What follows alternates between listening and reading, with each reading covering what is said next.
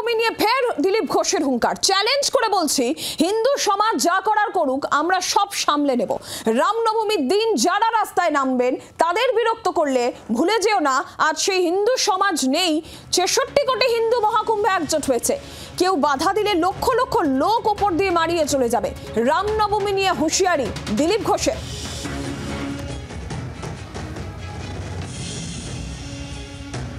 আমি চ্যালেঞ্জ করছি পুরো হিন্দু সমাজকে, বলছি আমরা পেছনে আছি, যা করার করুন সব সামলে নেবো। মমতা ব্যানার্জির বড় কথা আমরা দেখে নেবো। যদি রাস্তায় বেরিয়ে বাধা দেওয়ার চেষ্টা করো, লক্ষ লক্ষ লোক রাস্তায় নামবে, উপর দিয়ে মারিয়ে চলে যাবে।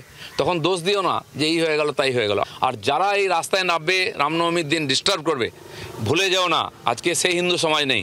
৬৬ কোটি হিন্দু এক জায়গায় হয়েছে মহাকুম্ভতে, আর পশ্চিমবাংলার হিন্দু সবচেয়ে বেশি ভয়ের মধ্যে আছে যে তোমরা এটাকে বাংলাদেশ বানিয়ে দিচ্ছ।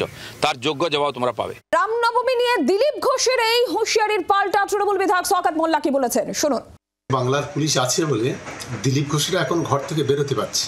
যেদিন বাংলার পুলিশ ওদের পাশ থেকে সরে যাবে সেদিন ঘর থেকে বেরোতে পারবে না।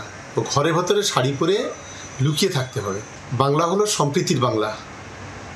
এই বাংলাটা কারোর বাপের বাংলা নয়, আর কোনো ধর্ম কারোর বাপের নয়। কে কার সঙ্গে থাকবে, কে কোন ধর্ম করবে, কে কার সহযোগিতা করবে, কে কার পাশে দাঁড়াবে, এটা দিলীপ ঘোষের মতো গুন্ডা মস্তান নির্ণয় করে দেবে না। আর আজকে যে মারিয়ে যাওয়ার কথা, বাংলার মানুষ ওদেরকে মারিয়ে দিয়েছে।